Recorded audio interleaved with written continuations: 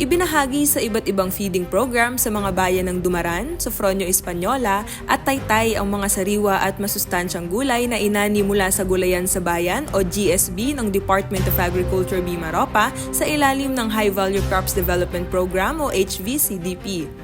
Sa Dumaran, nagsagawa ng feeding program ang Latungay Farmers Association sa Latungay Child Development Center noong 2 ng Hulyo kung saan 20 bata ang nabigyan ng masustansyang pagkain na inihanda gamit ang mga gulay mula sa kanilang GSB.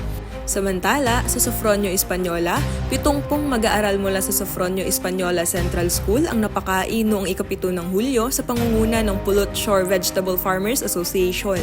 Sunundan ito ng feeding activity noong 8 ng Hulyo sa Labog Elementary School kung saan 70 bata naman ang nakinabang sa inisyatibong pinangunahan ng Piatan Vegetable Farmers Association. Sa bayan naman ng Taytay, nagsagawa ang kaparehong programa ang Maabet Rural Improvement Club o RIC para sa 30 bata mula sa Pangkol Proper Daycare at Sitio Maypa Daycare gamit ang mga gulay na kanilang inani. Ang mga asosasyon at Rural Improvement Club na nagsagawa ng feeding program ay mga benepisyaryo ng Gulayan sa Bayan o GSB. Layunin nitong palakasin ang lokal na produksyon ng gulay, mapabuti ang nutrisyon ng mga komunidad at maisulong ang seguridad sa pagkain sa pamamagitan ng pagtatag ng mga produktibo at napapanatiling gulayan. Sa ilalim ng programa, tumatanggap ang mga benepisyaryo ng dekalidad na vegetable seeds, agricultural supplies, farm tools at iba pang mga kinakailangang input upang mapalago ang kanilang mga gulayan.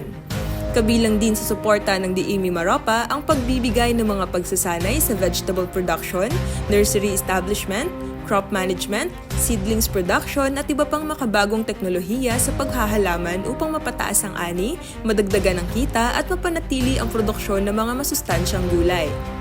Bilang bahagi ng kasunduan sa pagtanggap ng proyekto, inatasan ang mga benepisyaryo na ilaan ng hindi bababa sa 10% ng kanilang ani para sa mga feeding program na makikinabang ang mga batang kulang sa nutrisyon at iba pang indigent individuals sa kanilang komunidad.